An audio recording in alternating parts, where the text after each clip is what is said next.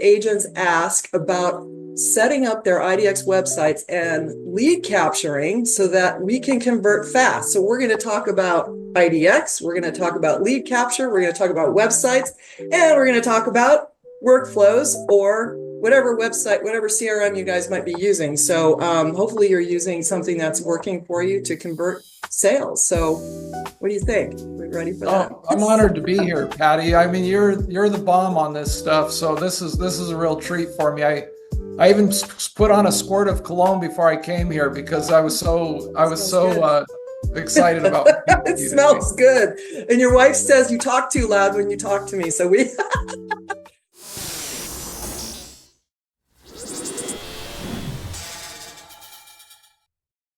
Hey, it's your friend Patty here and my friend James Call from Realty Candy. Hey, James.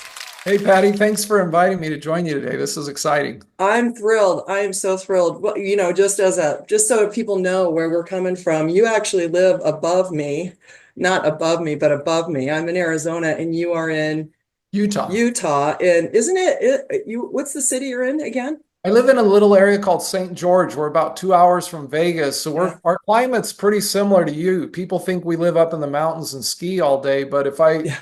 you can see outside here, I've got just like red rock and desert out here in my Yep. back. I know the area well, very well. My husband's from that area. So that's so pretty up there. Well, I'm glad that you're visiting me with me today. I've been hounding you for a few weeks to do some webinars together because we have so much in common. And for those of you who don't know, James runs a company called Realty Candy, and he does helps people get their IDX, aka MLS integrations done with websites. So since I run a real estate agency and coaching company for real estate professionals to help them get their websites up and running more and their CRM optimized so that we can actually capture leads off our sites and also to convert those things to closings better through automations, things that I do. That's my specialty. We thought we had a lot in common, so here we are.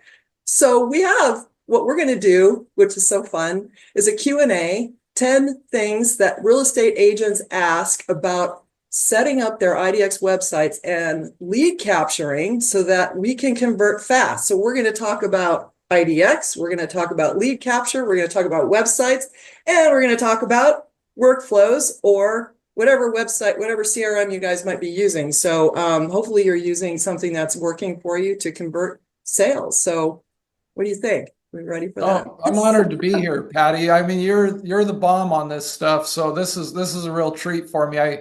I even put on a squirt of cologne before I came here because I was so I was Smells good. so excited about meeting with It you today. smells good. And your wife says you talk too loud when you talk to me. So well, it's Yeah, just because we get so excited about what we're doing. So I think that's that's it. right. I'm going to Yeah. start because I have a question that's it's a big question for people that might be marketers out there that are coming into, because both you and I work in the HighLevel, which is a all-in-one marketing platform. So I will be talking about that because I have an agency, EngageMore PRO.com, that is a white label version of HighLevel. But you also integrate with HighLevel, a lot of people, right? So I know you get this question all the time because you have a lot of people that are just marketers, right? And Yes. they don't really know when somebody says what's IDX. So I'm going to ask you that question so we get this off the table right away. We need to get this understood. So what is IDX exactly? What does that mean? And why do we need it as real estate agents? Yeah, well, Patty, you know what's funny is IDX is like this technical term. It actually stands, most people don't even know what it stands for. In fact, probably a lot of my team doesn't even know what it stands for. It stands for Internet Data Exchange. But what we think of it as, you and I think of it as, is just the way we bring the MLS listings into our website. So when I think about the IDX, one of the core functions is that it allows home buyers or people that are interested in buying real estate or looking at real estate to see listings on an agent's website. Mhm. So instead of going to Zillow.com or something like that, as a real estate agent, you want to have all that traffic as part of building your sales funnel. And I'm sure you're going to talk about this, Oh, but yeah. you want to get them on your website as much as possible, because if they're buying real estate over on Zillow, you're not going to make money off that usually. Right. So you get them involved with you. They come to your website, they see a picture of you, they see what you do, and they want to start searching for properties. You got it right there on your site. So you've got, homes in this part of St. George, or homes in this part of Las Vegas, or whatever it is that you work in, and you're off to the races. So you can tie that into any website, WordPress, anything, any format you're using, and your visitors Right. can look at real estate That's listings. awesome. So what I'm going to do, I'm going to just go ahead and edit in and kind of an image of what we're talking about on the website. So even though we're not seeing it right now, it will be here so you guys can see what we're talking about. So this is what we're talking about, having search abilities on our own sites, right? So and here's what's really important about this, I think, James, is that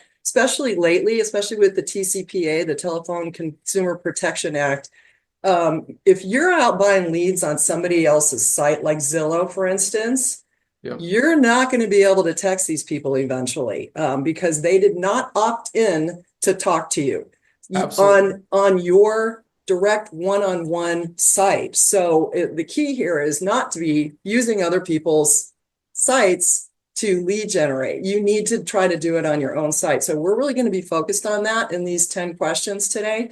How can we really soup this up so we can get more leads off our own site by having this content, these searches, and these houses on our site, which I think is really, really important. We're not just doing it, because I get this all the time. Do I really need to have a website that has IDX on it? Well, no, you don't have to, but why would you not? Because people come to your site not just to look at your pretty face. They're coming here because they need properties. They want information. And if you don't have it, they're not going to stick around. So, right? Well, You probably Patty, get one this all thing the about time, that right? that I think is interesting is if you go look at like the big teams and these big companies like the Jills and some of these people that are on TV and stuff, Uh-huh. they have it on their website. And I think that in the past, just having a, jamessellsjoplin.com website with my handsome face on there and that was enough for me to be in the top part of my MLS and be one of the top producers. In today's world, that's not enough. And in tomorrow's world, like you're talking about, all these changes about how we can contact people and these rules that are coming into Right. place, you've got to have this. If you're going to be a competitive agent, you've got to have these types of features. If not, you're just going to go by the wayside. And all these Right. new agents coming in that do understand this and do build these features in, they're going to take over, and all the people that don't are going to be out of the game. Right. What do you say to people? Because I know what I say. What do you say to people when they say, why do I need a website? Nobody goes there anyway. Nobody finds me. What do you say to that? I'll tell you what I say to that after you tell me what because I'm sure you hear this occasionally. Yeah. I hear this all the Well, time, actually. Patty, I'm not as good at this as you are. I'm kind of a coder. I don't answer a lot of questions, but what I tell people is I remember reading, I was a real estate agent. I actually have right here a picture. Look at Look all at that nice you. hair. Yeah, Yeah. nice hair. But when I was a real estate agent, I remember reading a report by NAR, the National Association of Realtors, where they said that people come to real estate websites for three things. They want to see information about the realtors. They want to know your picture, a little bit about you, maybe.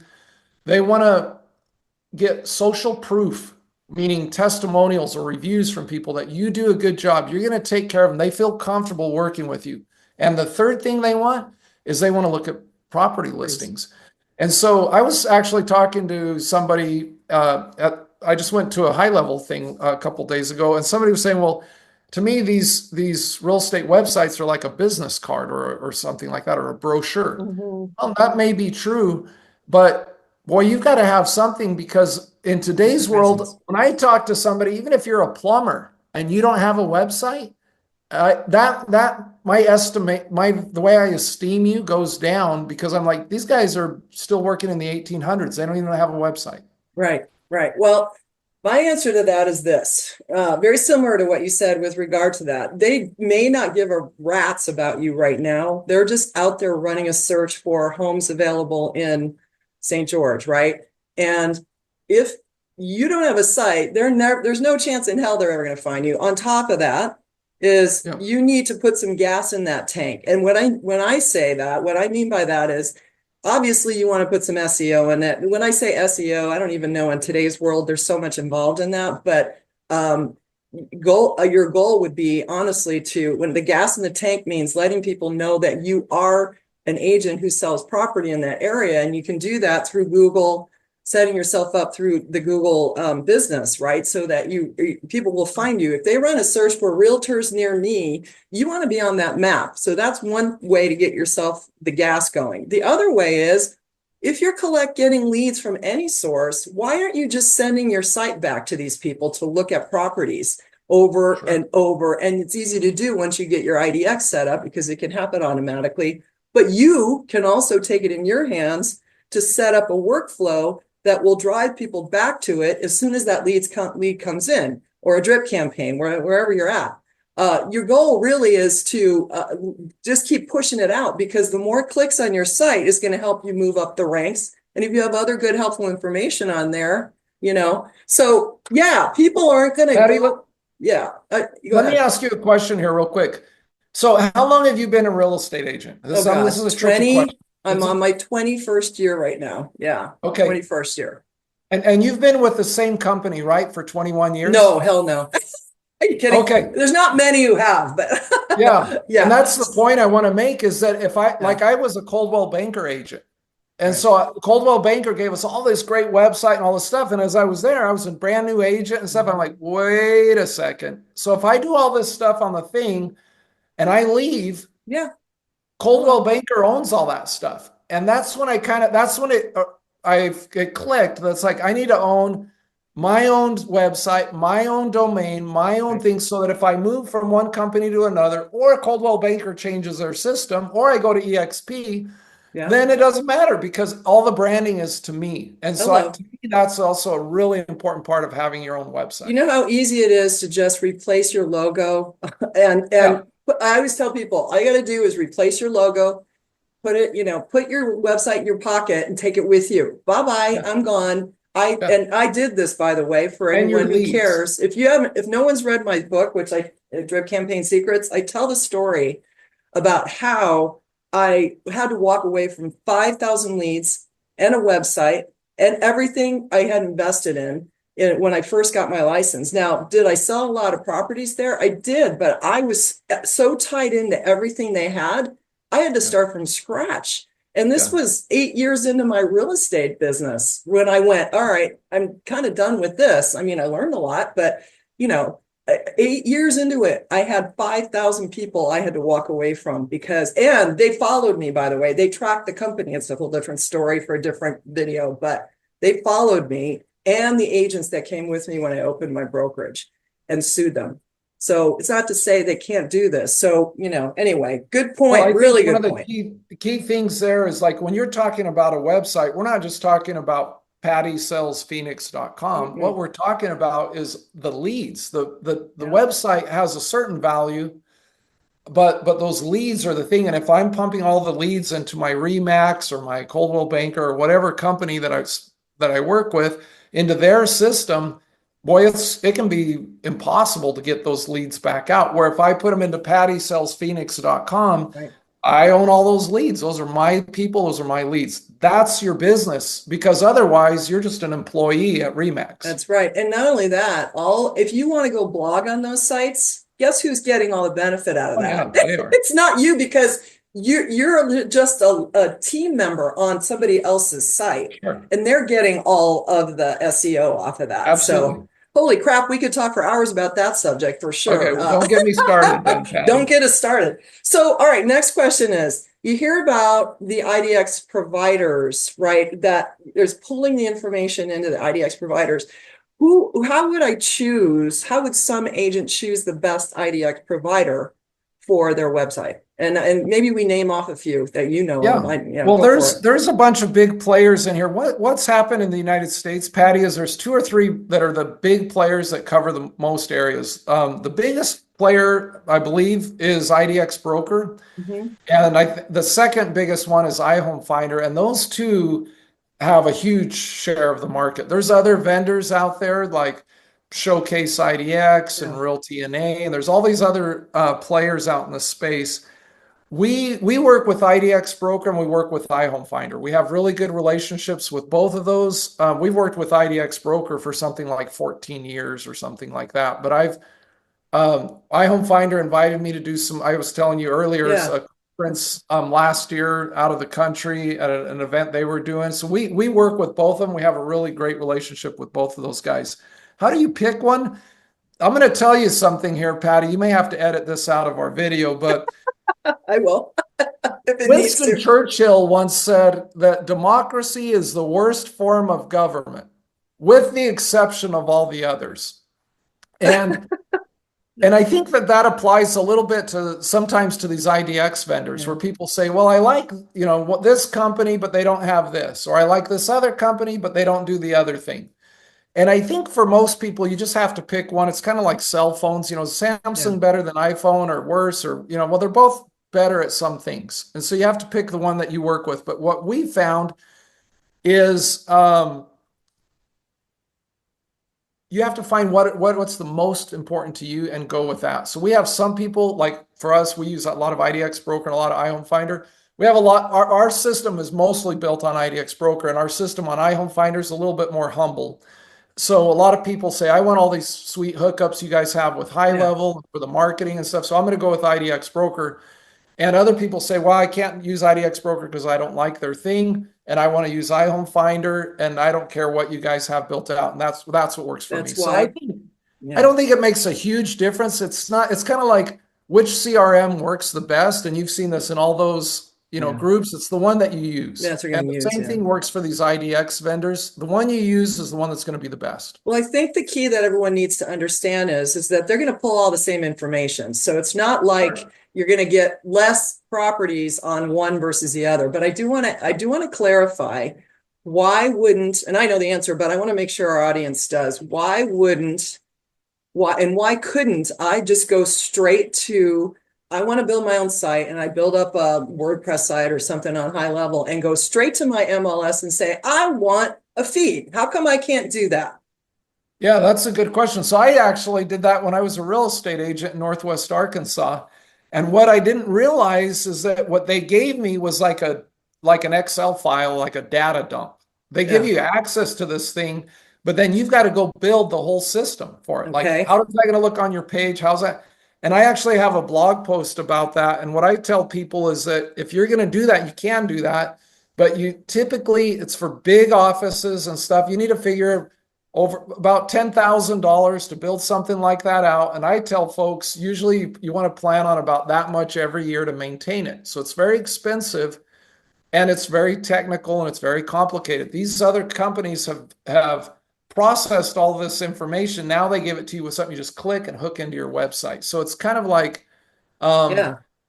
why would I pay $1,000 for an iPhone when I can go buy all those parts off of Alibaba for 150 bucks? Right. Hey, knock yourself out. Go Why buy all the bother? parts, get your phone together. Well, that actually is going to bring me to a question that I have on my list of questions, and that is, okay, so now we've chosen that IDX that we want. And this is right up your alley. How do I integrate this thing onto my website? I mean, without actually pulling it up and showing everybody, like how, what is it going to take? What do I have to do? First, I have to get an account with one of these companies, correct? IDX Broker. I mean, if I'm going to build this myself, right? And I'm not Yeah. going through my company at Real where I'm at Real, and then just get a Lofty account. How would I do this on my own? And, the easiest way, really, how do we get that started? Well, so should I tell them about us or not tell them about Yeah, us? see, absolutely. Okay. That's why we're Well, here. Well, I'll tell you what, Patty, if it were me, I'd probably just hook up with the people at Realty Candy because that's where I work. But Yeah. what you do is you get your account set up, and we charge a one-time fee. I think we charge $79 to hook up this to your account, and then you pay. There's an ongoing payment to say IDX Broker, Mhm. and we hook it all up to your account, and it's pretty easy. We have some people that have hooked up already. They've signed up already for their own IDX Broker account. It costs them a little bit more money to do it directly.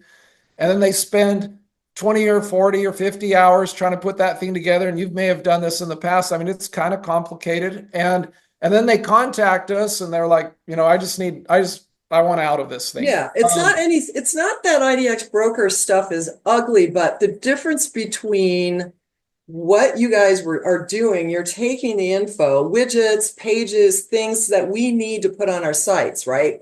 Like the kind of things we would put on our site would be, I need a search bar. So when they first come in, I need them to be able to, and then I might want pages specific to particular kinds of searches and or checking out my home value. So those pages, and then maybe I just want a page that's specific to the area that I work. And I maybe just want to put a widget on that page that just lists out all the properties for that area or a price range or anything I want to promote. So if I'm running an ad I'm out in the desert and got a lot of horses around me and I want to run an ad for horse property, I want to be able to just pull up a list that is, horse properties in a certain price range or a certain area. So we get all that from IDX Broker, for instance, but when we go through you, we can go set these widgets up really quickly and they're way prettier, I noticed. I think it's CSS. Is that what it is? I'm so not a coder, but the CSS will help you. Styling. So it does all the styling. So it brings your fonts, the colors on your page. So everything matches your website and it gives your users a really harmonious experience. So it's not, like, oh my gosh, I just clicked off onto this iframe thing or something that looks crazy. It's all part of your website. It's all branded to you. It's all built in there. And it's all built in. Yeah. Right. And I think we've seen a lot of people are really excited about being able to build like community pages like you're talking about. So say you're in, East Phoenix with horse properties and you want to make a page about that, you can just build it really fast. It can set it up in a few minutes. And we have some of those services that we include in some of our setups where we build like 5 community pages for you. So what we're trying to do is make it so that as a real estate agent, I think we just have to realize what we're all good at, right? You're good at selling real estate. You're going to make, if you get a deal over here, you're going to make a few $1,000 off of doing this. For you to go spend a week doing something that you can do quickly in a few hours, it doesn't make sense. Well, my experience is that not necessarily a few hours. I mean, literally, we do a lot of the setup in our world that we'll take your stuff and then you've provided us IDX add-ons basically, and we can just go in there and grab what we need and do a lot of it. But you guys come in and help out with some of the stuff that is a little more technical for us, because I just personally don't want to go there with it. But I love that it's so smooth integration. So that was a plug for you. But at the same time, I think people need to understand if you go straight to them, you can do it, right? You can get what they provide you and put it on your site. But if you want to cut through some of the muck, because it's kind of if you're not at all technically savvy, like many of us real estate agents are not. I'm kind of the opposite end of it. I'm a little bit too obsessed with it, but at any rate, I can do it, but it's still, there are things that I just want to put a gun to my head and just say, you know what, I ain't doing this. This is just not for me. Well, we've tried to make it so that it's really easy for our clients to do this. So that's our goal, is to, like you say, when you just go buy it directly from IDX Broker, and they're great people, but their system's built to be like universally available for all these people. And what we've tried to do is we build a layer on there that we give all our clients for free because we get compensated by IDX Broker. So instead of when you pay them, they actually give us a kickback off of that. And that's how we run our business. But we've used that money to develop all these things because we want you to have a website up and running in 1 hour. That's our goal, that our clients can get up, they get a website in 1 hour or less, they have a website running. I actually want to make a video where I order a Domino's pizza, then spin up a client website and see which one happens. I love it. Well, and so now I'm going to give myself a plug, because one of the things that we do, which you admittedly say you would rather have an agency like me already have all the templates ready.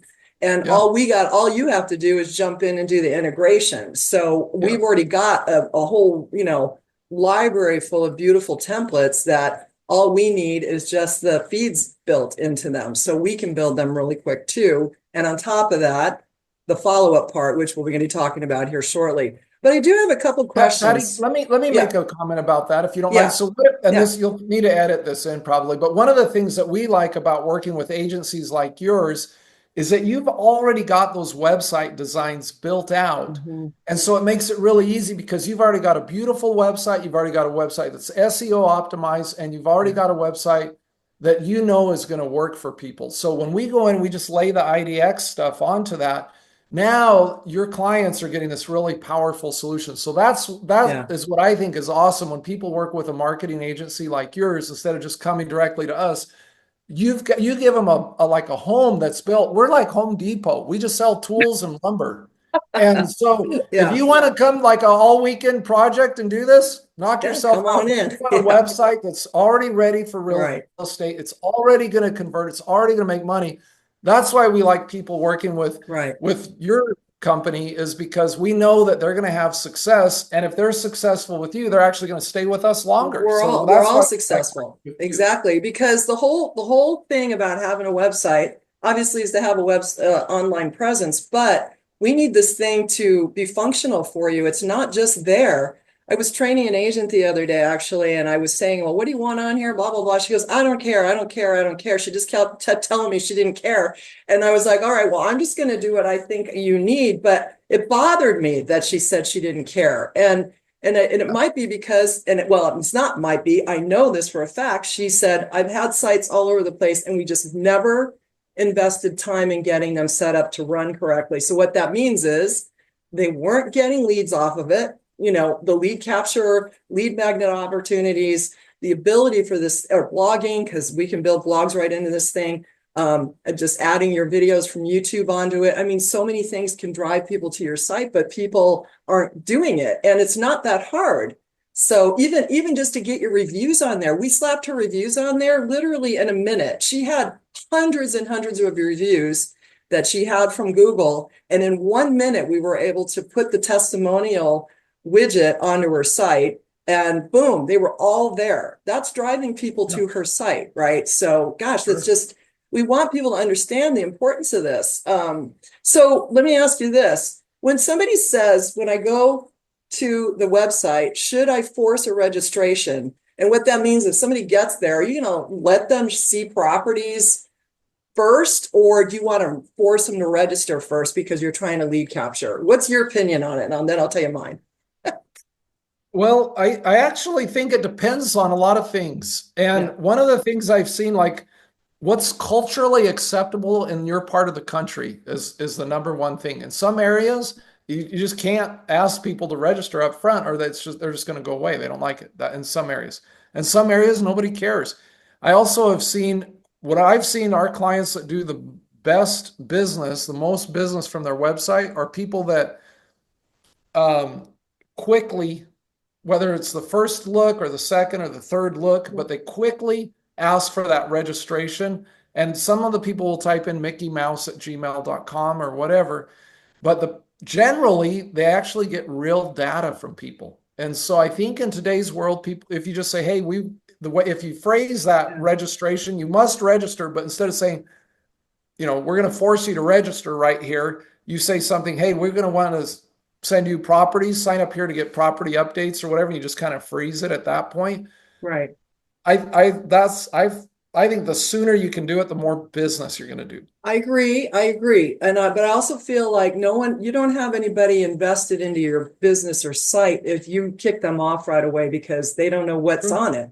So Yeah, if the minute they come in, you're forcing them to register to look at anything. So for me, I'm a let them at least look at 3 to 5 homes, sure. or you can set it for how many images or how many photos they can look at, and then have it pop up. But I also think you have to keep this in mind if you're running ads and you got people in already and you're sending them back over to your site like I suggest you do, and you're then forcing them again to register when they get there because they came in off a Facebook ad, for instance, and now you're over there and you're forcing them to register, and every time they come in they gotta do something before they can see something. So I just like you said, it depends, I think, on how they get there and Yeah. what they're there for.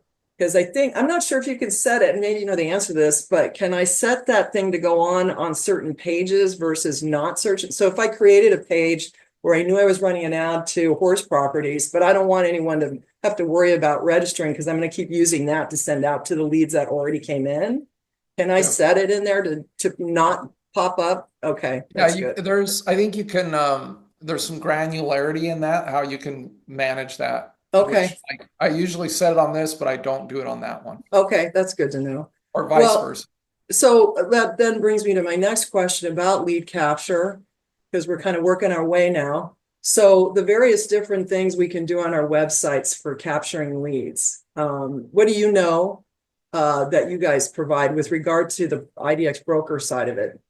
So, you know, that for one, obviously, somebody's running a search, somebody's saving a home. Tell us a little bit about those things. Well, what I think you touched on something really important is that one of the things you're trying to do is you're trying to reduce friction for people to do business with you. And so if you make it really hard like that, what does that sign up form look like? Well, we only want these 12 pieces of information: name, birthday, last four of your social, First what college, child. your high school that you attended, GPA, what you got on the ACT.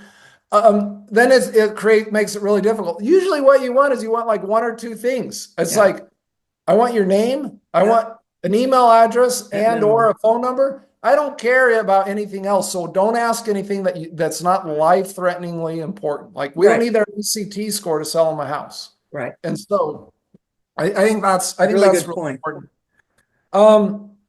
We see it when, back to the registration thing, is that if you build it into your flow, right, where people search for properties, they look at some properties, now they're you know, there's a results page, they're going to clicking on one of those properties on the results page, it takes them to a details page. And I think as you build people in and you let them know that you're going to be asking them, hey, you know, we're going to ask you to sign up somehow, you let them know on your page, this is great, you know, click here to save these homes. And they realize that this is what you're trying to do, is get them to get involved with you. Or if you're looking for horse properties, click here and get on my horse property list. So I think that's really key, just what you said, because you can just say, yeah, I got a list of every house in the world, right? And so everybody, not in the world, but in your area. And I think most savvy home shoppers or anybody looking to find an agent realizes that I could go to any site and get all the information. I want to say most savvy people. A lot of people don't get it. And that's a problem we have as agents, is that we assume everybody knows how it works. And if they say, hey, and you probably heard this, anyone who's listening to this, how come I saw this property on this guy's site and they sent it to me, but you didn't send it to me? And what's happening is just to be clear, because I always try to explain this to people, is that on that site, they probably set up their search with different requirements than they did when they went to yours, or you set it up for them, right? So they're going to see different things, possibly as a result of that. Also, there's like, okay, here's a good question. How often does the MLS or the IDX pull the information in from the MLS, right? So that it shows up on your site. And that's IDX Broker and iHome Finder. Okay, so that's good, because we don't know, you know, what these other people are seeing. How old is the information on that site? Who the hell knows, you know, and how that other site was set up. So they might be seeing something that's old anyway, that is not up to date. So there's that whole thing. So other ways that I think you can lead capture is, obviously, if someone saves a search, if they just come to the site, they get forced to register at some point because of the settings that you set up when that pop-up comes up. So there's that. You've got, if they save a home, they have to register. If they save a search, they have to register.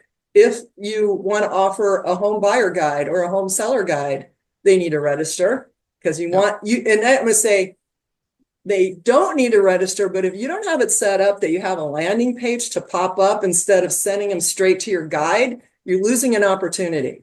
So you have to have a page that's going to promote that, and you can put it right on your website that will have something pop up, a form direct. Now, this isn't going through the IDX, but it is going through your site itself, because you have all kinds of ways to create landing pages to pop up or just go to another page where they're going to fill a form out. So there needs to be that you know, that wall between you and the actual lead magnet, right? So I'm the queen of lead magnets. So you got to have some reason, and it needs to be enticing enough for them to want to sign up for it. Then you also have your chat widgets on our site, which are so highly important that you can actually put on a website that will not just fill out a form, but you could be live if you're that good at it or you have a staff. But even now, AI, which we have on our site that I'm actually revamping my site now, so it's down for construction, but the AI chat widget is so friggin' cool. Well, tell us So, about how you guys are using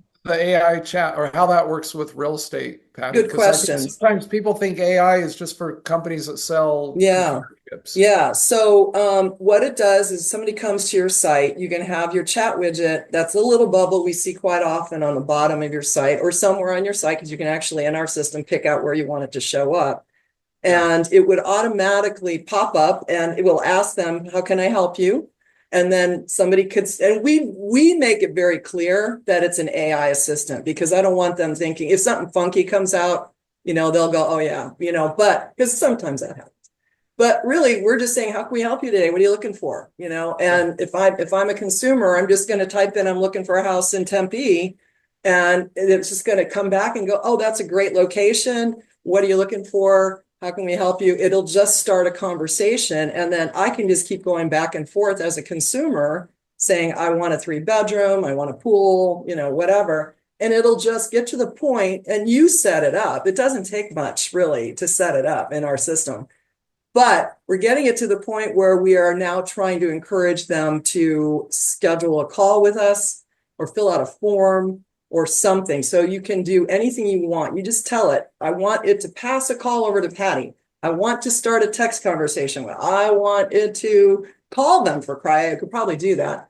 I don't do that, but because I don't like to call from my CRM like that. But you have these options to do all these things to schedule. And so, I mean, like I said, if you don't have this up there, you're just wasting an opportunity when visitors come. So when you're saying that, Patty, what it makes me think of is if you're out showing a horse property to somebody and somebody shows up on your website, you can't jump off the golf cart with your client and say, hey, I've got somebody on my website. I need to chat with them here. right. You guys go on and look at the horses without me. So I think when you're building that AI solution, just when you're telling me that, if you're at the door opening that super box with a client, and you get a message, those chat people are not going to wait for 4 hours for a response. So if you have an AI chat responder there, that's going to help engage those people. Right. And even if you don't do that, there's a way that's very simple that if you just had a form on your thing to say, hey, we're here, we're going to respond to you really quickly. They fill out the form.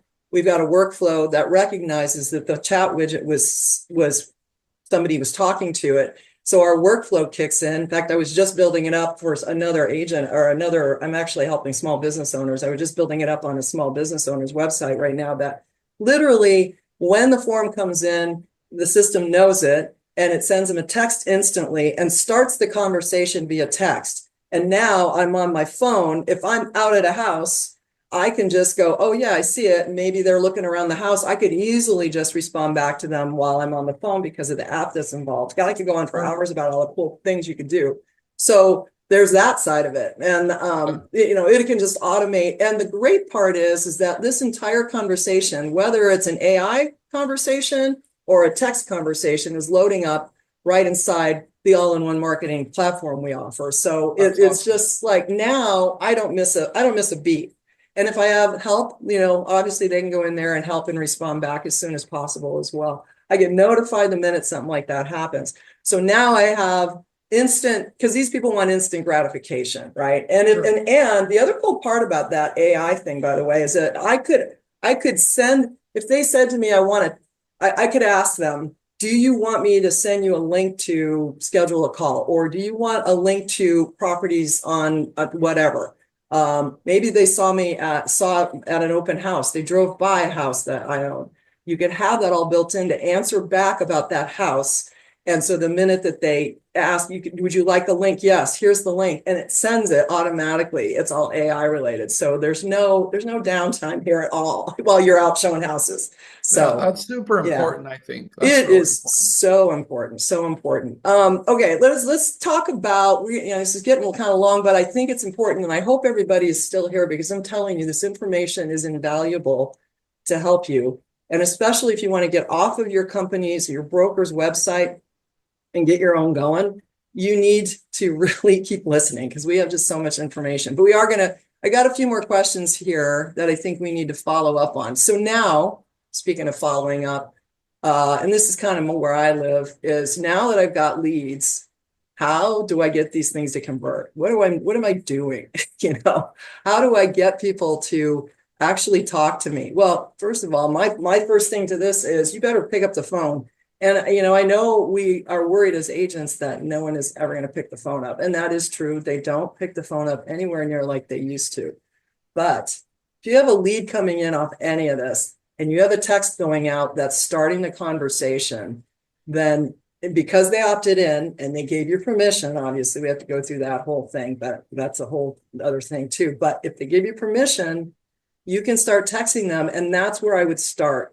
Honestly, get that ball rolling. And what you don't want to do is say, hey, thanks for visiting, my website.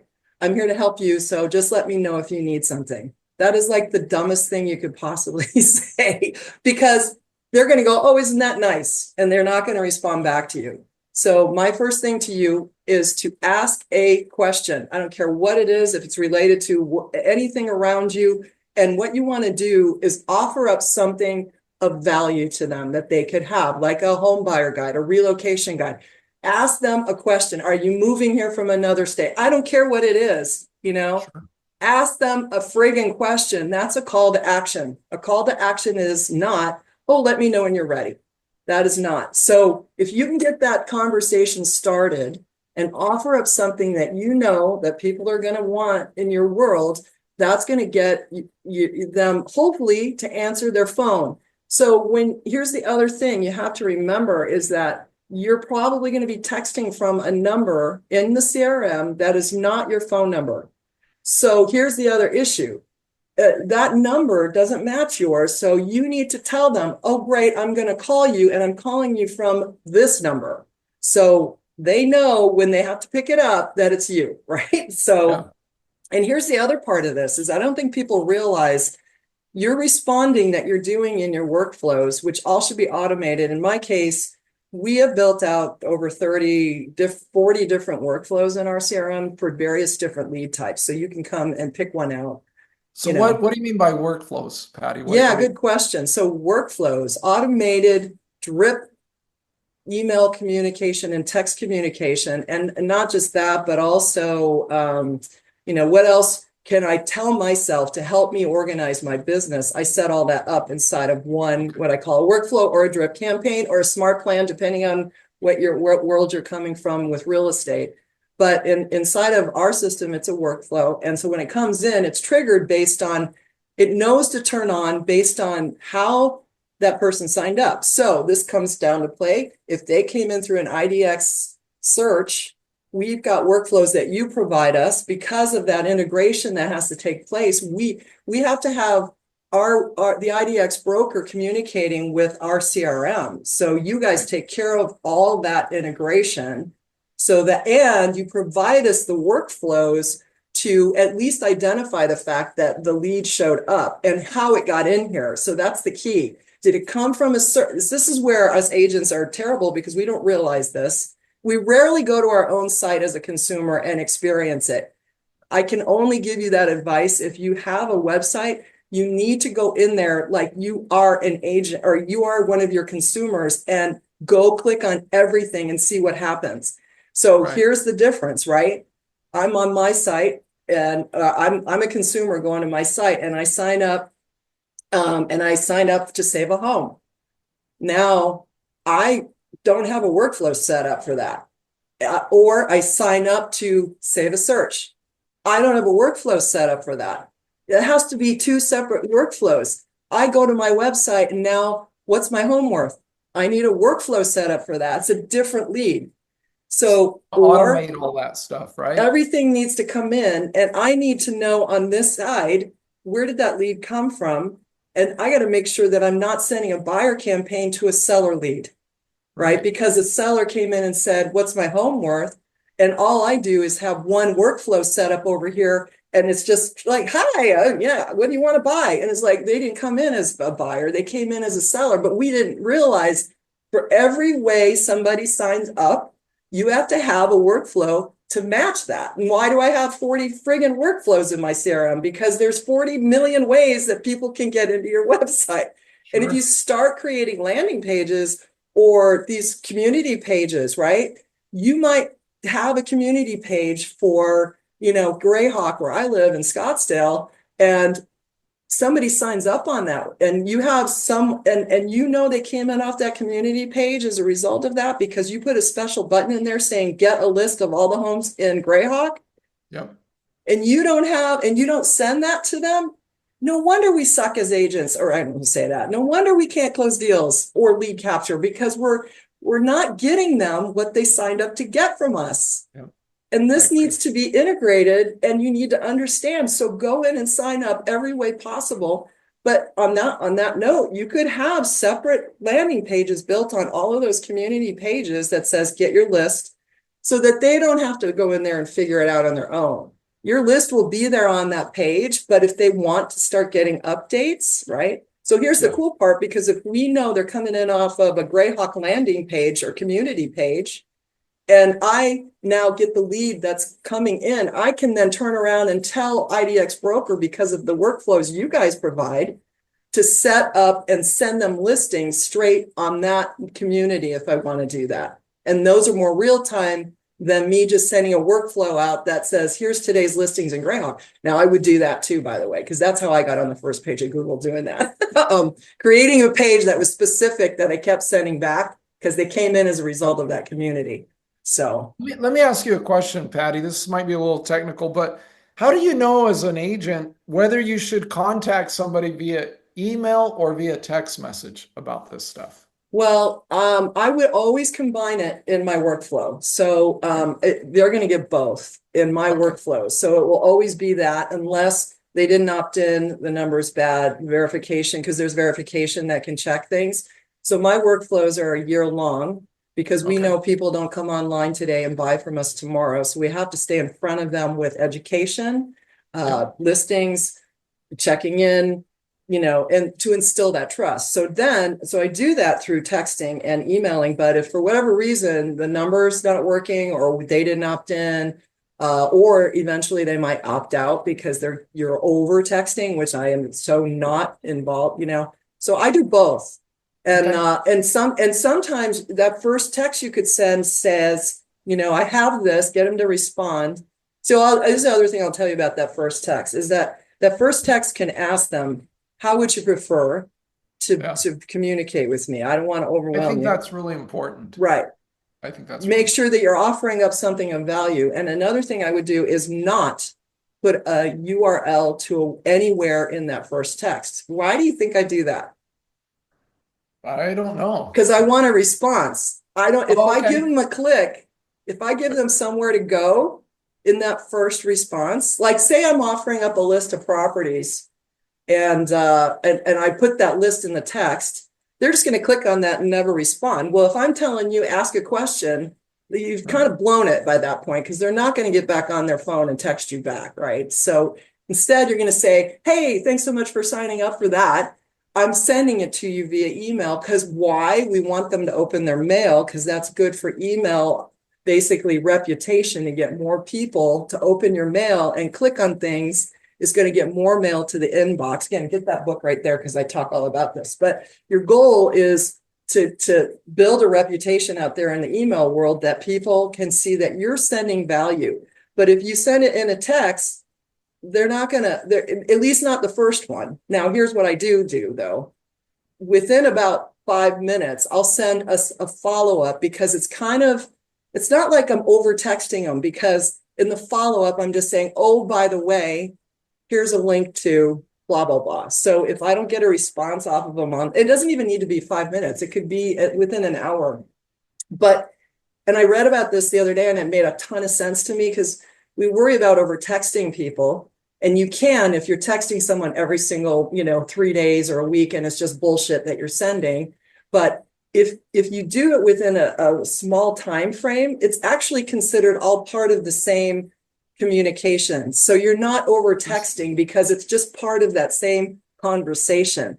And I've been doing that for years, but I never thought of it like that. I've been doing it that way for that exact reason, but I never really thought about it like that. And I think that really made a lot of sense to me. So That's awesome. yeah, because you can do a follow-up with it at that point. One of the things that I think about when you're talking about this, Patti, is we have to also be sensitive to the different demographics that we're working with. So I'm thinking about, I have a 21-year-old daughter. If she's trying to buy a condo in a tech hub, the way you communicate with her should be different than the way you would communicate with my mother-in-law, who's trying to buy a 55 plus home in a different community, because like my daughter never wants to talk to you on the phone.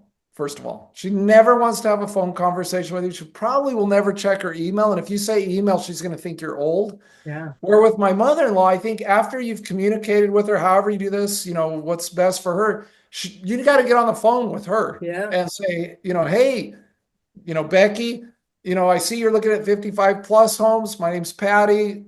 As you know, here in South Phoenix, we have some great communities. Right. What can we do? Where are you from? Tell me about Ohio. And I think that we have to reach people with these different tech stacks that we're building based on what their needs are, knowing that certain people that are buying certain properties, if they're buying $5 million homes, they're probably not first home buyers. They're probably not college students that are using WhatsApp. And so I think we have to be sensitive to that. And you can build those in as automations actually with your system. Yes, you can. Yes, you can. Where if they're looking at homes over a certain value, now I need to be on the phone with them within a day, because people that buy $10 million homes, they want a little bit of a different product than somebody that's buying a duplex to live in. You hit that right on the head. And I think, especially if you're going to be running ads or something like that, or you live in a certain demographic.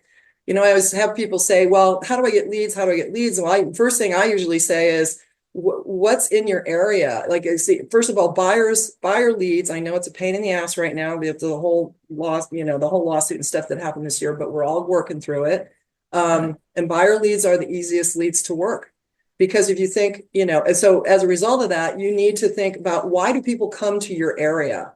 Why do they move there? And if you really want to really zero in, the more you niche down, the better off you are. Well, now you know who that audience is, right? So you have to create workflows to match that audience. So you hit it right on the head. I do a whole story about that in the book about, if you don't have that set up, you're going to lose them really fast. I'm going to lose your daughter if I'm like, I don't text, I'm sorry, I don't text. That's not going to work, right? So I'm losing my own son. My son never even texts me back. He doesn't check email. He doesn't even text back. That's how bad it is. 34. I think I was the age range. He's not going to answer the phone, Patti. I'll just tell you that. I know. This is how bad it is. Because I don't have an iPhone, but he does. So I have to have my other son check to see if he's still alive.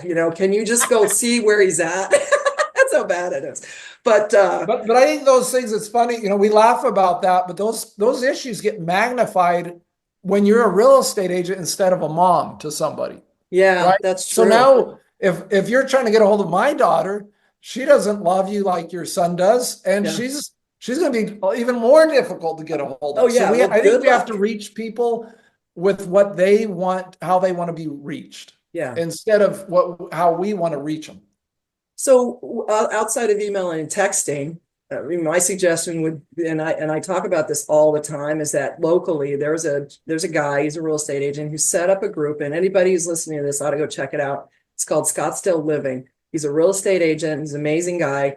And he said he's had the group maybe about 5 or 6 years, and he's got so many subscribers, and it's not all real estate. In fact, it's barely any real estate. It's just, and he's done it in a various different cities and town. But he told me recently, I probably shouldn't give numbers, he was in the multi-millions in sales as a result of having this. So what what he's doing, and we're actually, I'm working with him now because he asked, unfortunately, his CRM side lacking. And I listened to him tell me how much he sold, and I just got goosebumps thinking when we get this set up, what a difference it's going to make. But the difference though is that he is in charge of this group, right? And so there are all these people that joined it because they want to know about living in Scottsdale. And so what happens is that he's in charge of it and he approves every post that comes through. So he doesn't want to stop somebody from coming in and saying, I'm looking for a real estate agent and blah, blah, blah. But he gets it before anyone else sees it. And then he says he holds it for 30 minutes and then he'll put it back in the group. But he, by that point, has manually gotten a hold of the person.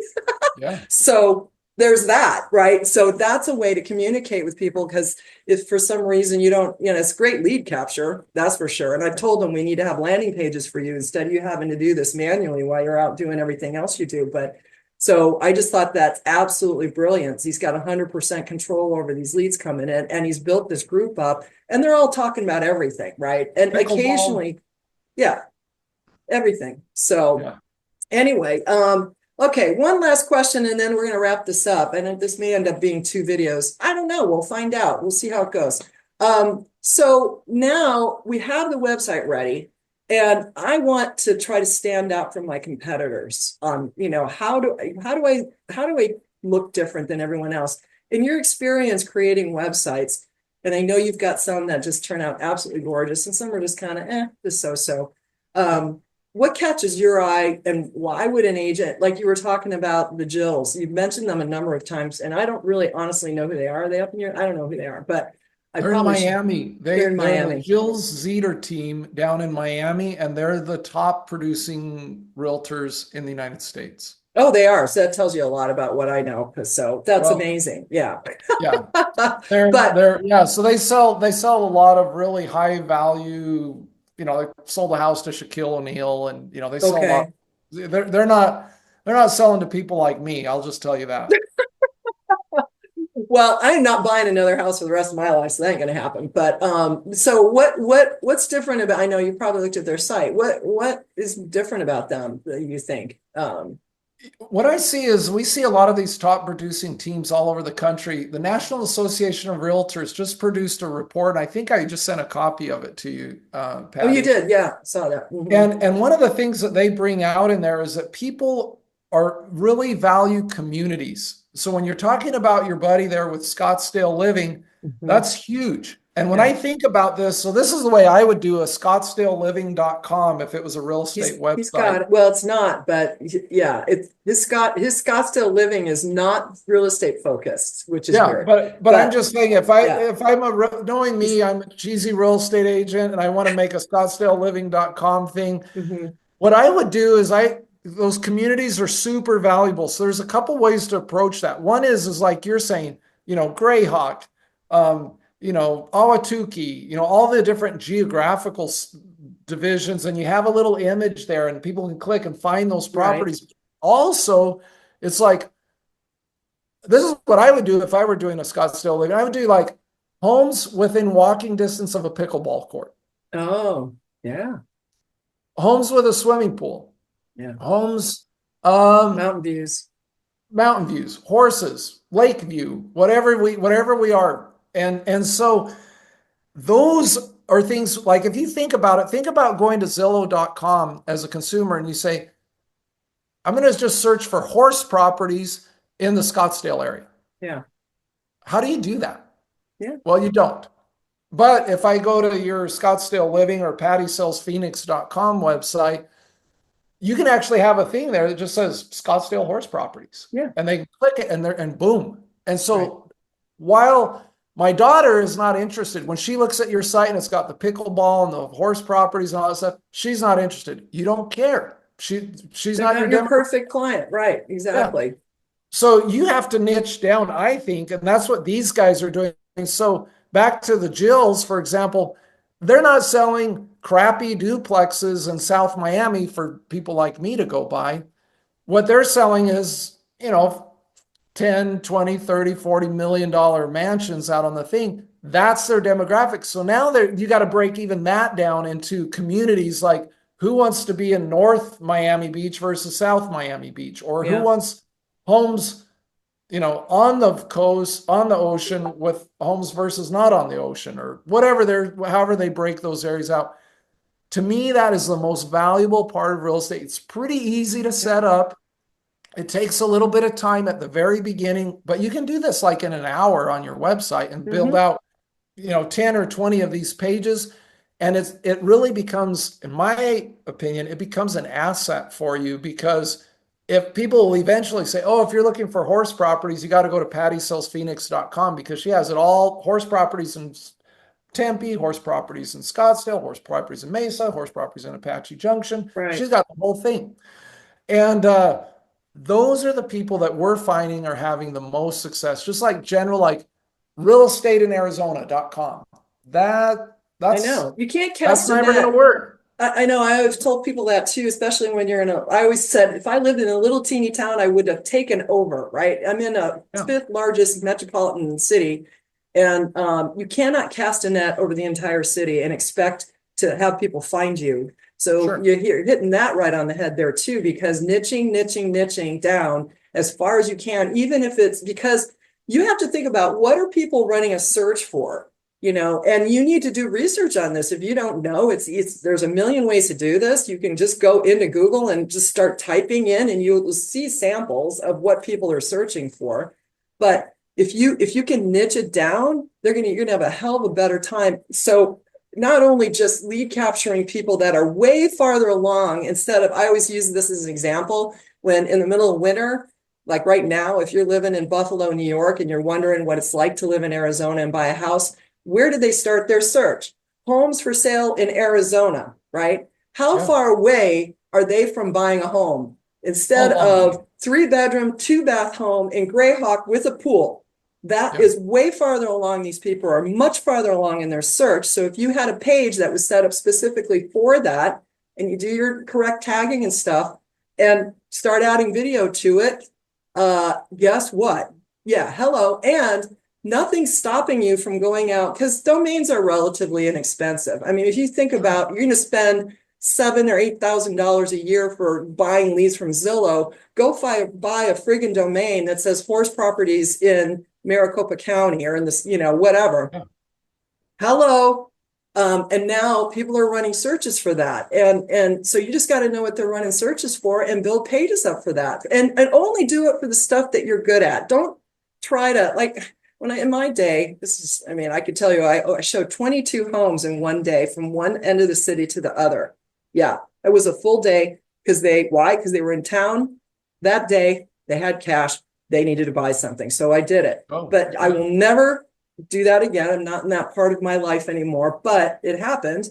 But so that wasn't really the smartest thing, because I could have stayed within 5 minutes of my house if I was promoting horse properties in North Scottsdale and the Rio Verde foothills. Hello, so it's Let just, me tell you a quick example about this. You may need to edit this out of the video again, Patty, but I I haven't was edited in anything yet. I'm not going to, I don't think. I was in Northwest Arkansas, where I was a realtor, where Walmart's based out of. Yeah, And this was in '08 and '09. I tell people all the time, I made hundreds of dollars as a real estate agent back then. I know, that was And funny.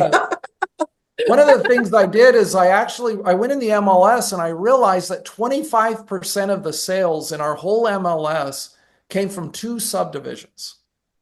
So I bought ShadowValleyHomes.com and PinnacleHillHomes.com, because this is where all these Walmart executives and vendor executives are spinning in and out of. Sure. And so the ShadowValleyHomes.com ended up being my best one, but I had just homes in Shadow Valley, just one subdivision. It's a gated community. They said it was like living on a cruise ship. Well, I wasn't living there, Yeah. but the developer actually contacted me, invited me to lunch there at the clubhouse and all this stuff, because he wanted to make sure we didn't have some nefarious plans, because we were ranking higher than them for their Oh, community. And wow. it got to the point when I left town there, I ended up selling this to one of my competitors who was an agent in my office, but he had told me, John is his name. John said that he went on a listing appointment. He was the #1 agent in our MLS and in that subdivision. And John said he went on a listing agent with somebody and they said, "Hey, John, we love your presentation. You're a great guy. We know you sell a ton of property. We just have one question. Can you put our home on the shadowvalleyhomes.com website?" Wow. And that was James's website. And No, so that's when John started reaching out to me, and I ended up selling all my websites to John when I left town. no kidding. That's Yeah. brilliant, actually. I mean, I think that's the other thing we don't think about as agents is that filling up your CRM with all of this and all this content, how you can turn around and sell it or become a referral agent when you're Yeah, for done. sure. I mean, how much longer can you just physically be the one out there doing that? I mean, I know that's what burnt me out in the day when I showing 22 homes in a day in 122-degree heat. Not fun. And after a while, you've got this great asset. And I don't You've think got a us as a, business, like yeah, you're we don't saying. think of it that way. Many of us Yeah. don't, you know? Well, I think that's interesting because when you say that, I think about your 5,000 leads Yeah. that you left over at that other company. If on the other hand, you had those in your current CRM system and you're like, "Hey, I'm out of here," but it's automatically sending stuff. Somebody's raising their hand about once a week that they're looking for a house. And this is just like it's automated. It just Yeah. happens. You're People filling a just buy. pipeline. Right. Yeah, they buy property from me whether I want them to or not, kind Right. of I a used to tell people that, you are filling a pipeline. So if you got 100 leads this month, it doesn't, if you're online, you'll be lucky if you close 3 of those, but that doesn't mean 3 that month. You're talking later. yeah. So if you got 50 to 60 leads a month, and this was pretty consistent now, things might be a little less as aggressive than when I first started because online's so much more prevalent than it was in the early days when we first started. I started in 2004. This was, I think, pre-Zillow, or at least what Zillow is today. But Yeah. really, if you got 50 to 60 leads a month, by your 6 month, if you work these things, which is staying in front of them automatically and touching base and, really, really massaging your database, which you can do on automation for a good portion of it, you will be so busy by the time you get to literally 6 months that, for one agent to manage. And so that would mean start building up your team if you're going to be able to do that. So you're right on point there. Is just, it's not what you're doing. What you're doing today is going to affect you in the future. And you have to just keep it on autopilot as much as you can. Even after you close, what do you send? Holiday stuff, which I love. We have all video holiday that we send for 5 years worth of content, and then it just repeats. And if you just stay in front of them so they don't forget about you, Well, I think that NAR report that I sent you has some statistics about that too, where it says something We'll put like, it in the show notes here. We'll put it in yeah, the it might be notes. Yeah. good. I think it's maybe I'm making this up, but it seemed to me like it said something that it was like 2 years or something for some people to go through this cycle. And so when we think about it as a real estate agent, if they don't buy this month, to heck with them and I'm going to kick them out. That's a completely wrong Totally approach. screwed up approach. I Yeah. had an agent that I was working with who was buying leads from realtor.com, and he was less than a year into it. And he said, and he obviously contacted me because he was struggling spending all this money and not closing anything because he didn't have anything set up really. So, that's why. But he said, "I'm just going to throw all those realtor.com's leads in the trash because they're not good to me anymore." And I go, "Oh my God, you're killing me right now. You are not going to do that because right now they're probably hotter than they were when they came in. So let's try to re-engage those people like right now." And it worked, and he came back and wrote me, he goes, "Oh, you were right. I can't believe it." And I'm like, "Yeah, well, because they're starting, we don't know when they're, the other thing we assume is that we know exactly where they're at in their sales cycle when they're just doing research for their cousins, brothers and whatever, they're not, we don't know. We can't assume anything about these folks. So the only way, if you disappear, you've lost them, right? They're gone. So don't disappear and don't assume anything just because they didn't pick the phone up that first week. Well, and I think you bring up something too important, like you're talking about this holiday cycle and people you've done business with. One of the things, another NAR report that they had was that most people won't do a repeat transaction with a realtor. The number one reason is because they don't know how to get a hold of their realtor. I actually had that happen to me. I had somebody, and I thought I was good at this. This was early on though, because I was working my ass off. But he said to me, I thought you had died. I couldn't find you. And I'm like, are you kidding? This was kind of early on, obviously. I'm like, Realtors what? don't die. You thought I died? I mean, he literally said that to me. I'm like, God, I do a shitty job at this follow-up thing. But even though I thought I had done it, I don't know how hard he really looked. But it was my fault too, because I Sure. was living for the moment. I wasn't thinking about how, and this is my bad, man. I didn't know. I'm living for that moment because I had so many leads coming in at the height of the market that I did a terrible job staying in front of my past clients. And I've lost a lot of them as a result of that time frame because I just did not do a good job at it. And so do what I'm telling you, not what I did. So seriously, because I was just, okay, I got to run around now and go deal with these people. I probably could have retired by now, if I on off of real estate, if I had done a better job in those earlier days. Instead, I burnt myself out trying to work all these hundreds of leads I was getting a month. I could have just had a nice referral base because I did, if I'd stayed in front of them that way. No, I was more worried about the new ones coming in who didn't give a rat's about me. I mean, at least after I closed with them, they would have probably come back to me had they been able to find me. So don't do that, people. Don't do that. Well, Patty, on that, one of the things I think about is as I look at like just my neighbors and friends, there's some people that buy a house and live there for 30 or 40 years. That's a tough sell. But they still know people that are looking for realtors. So I can Right. still stay in front of them. But we know people, some of them are doctors or they like buying different houses or something, and they actually move around in the same area Yeah. every two Right. or 3 years. And so, and again, in that NAR report, it talks about the demographic of home buyers and what those Mhm. people look like as far as income and some other demographics in there. And I think that we miss out on an opportunity because we don't realize that some of these people that are very wealthy, like we'll talk about some of your neighbors there in Scottsdale.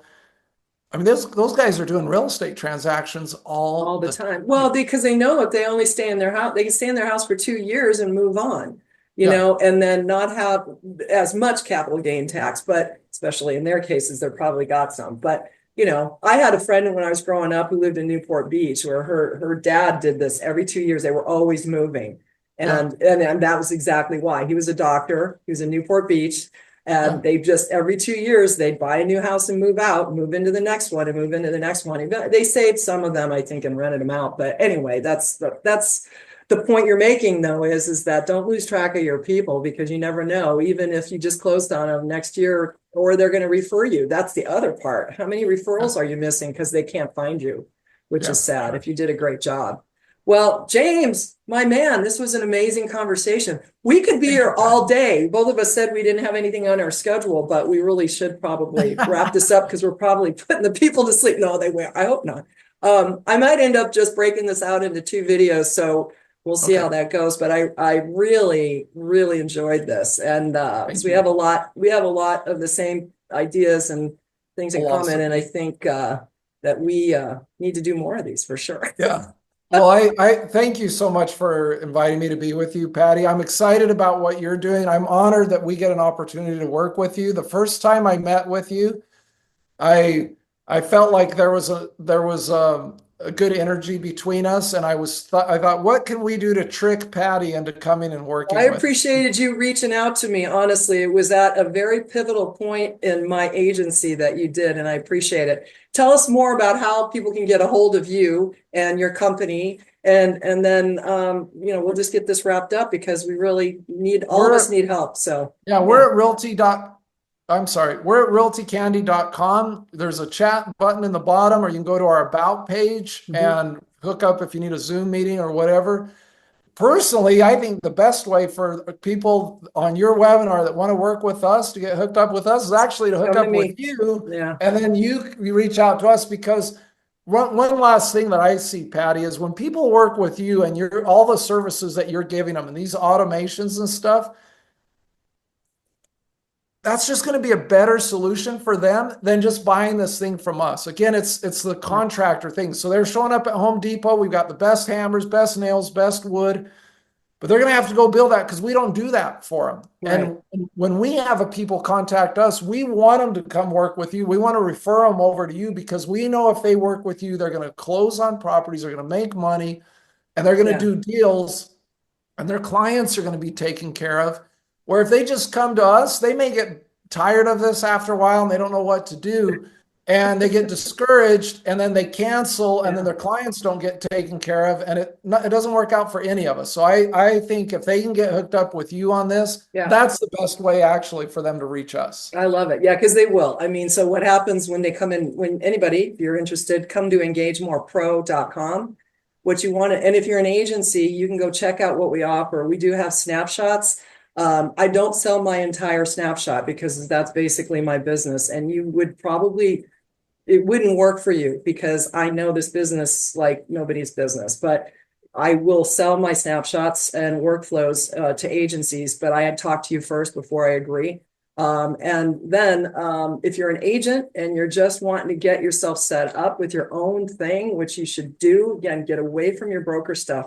If you can't afford it right now because you getting this cheap thing at Lofty with your broker, okay, great. But as soon as you make that first sale, you gotta do your own thing. You really, really do. So, and then we will get your site up. Usually it's in less than 5 days, but we are counting on you to get over the information that we need from you. And between us working with you and you, James, and your team, which is amazing, we can get this thing set up really, really quick. But you've got to fill out information that we provide you.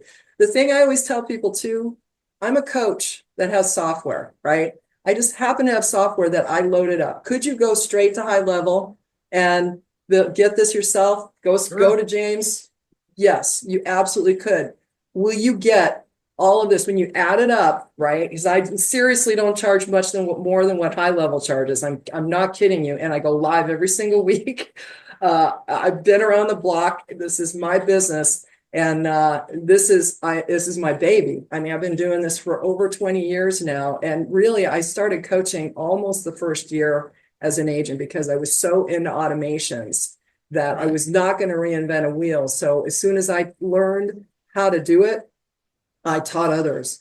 And I didn't even realize back then that I was doing this, but years later, obviously I figured it out. So, but our goal really is to make sure that you get yourself set up for success, because otherwise, why bother? I mean, really, don't bother, because, you're not going to actually come in and learn either, which is kind of my beef. It's like, people will come in and get all excited and then not come in and learn, because I'm here to teach and that's all I do, really. Right. I can't help you. I can lead a horse to water, but that's all I can do, so. Well, one of the things when you're saying that about how they can get stuff, maybe, you charge about as much as HighLevel. The truth is we don't charge any more than IDX broker does. It's cheaper to come to us. Yeah. But I think that what I see is a lot of realtors, I think that most realtors have about $10,000 or more a year of lost business. Oh, and that's like, in today's world, that's like one closing. An average home in the United States is like $365,000. So unless you have like a big office and a big team and you just say, you know what, I don't need any automation, then maybe we can't help you out. But if you're a regular agent or a regular office and you just have needs for your agents, working with a company like yours that does these automations and stuff, it's like you can save, in my opinion, $10,000 a year of lost business, or hiring a bunch of assistants. That's expensive, and training people and all that kind of stuff. Having these automations is a huge way to build your business and a way to save money. Right. And I 100% agree with you. So I don't understand the mentality is go and spend $2,000 a month for leads that you get 20 leads from Zillow or Realtor.com, and then you don't close any of them, or you close one the whole year and think it's worth it because you got paid back. And that doesn't make sense, because if I could help you close more than that, and do it on your own realistically. If I had to start over, I'd be all over YouTube, which I am now, but not related to real estate, because I get so much business off YouTube. And and that's for my consulting business, but because I'm out there. So just get yourself out there and we'll help you with the back end to start lead generating, because that's your goal, right? Get your own stinking leads, and it'll cost you a lot less than what you're doing. But if you don't Sure. have your CRM set up, it's just, you're just throwing stuff out the window. Absolutely. So that's great. Awesome. Yay. That was a great, great, great call. I really appreciate it, James. It was good to Thank you, see Patti. you. Okay. Yeah, now I gotta have a potty break here too. So Yeah, me too. I need lunch. I've got butts in in this chair for 3 hours now, so I gotta go. All right. Thank you We will so see much you for your guys. time. Okay. We'll see you, Everybody, Patti. thanks for joining us today. Come back for more. Make sure you hit that like button and subscribe to this channel, because we have way more coming your way. I'm recording like crazy on how to set up your websites using your HighLevel accounts or mine, right? EngageMorePro.com. We'll see you guys soon. Thanks, Bye James. bye.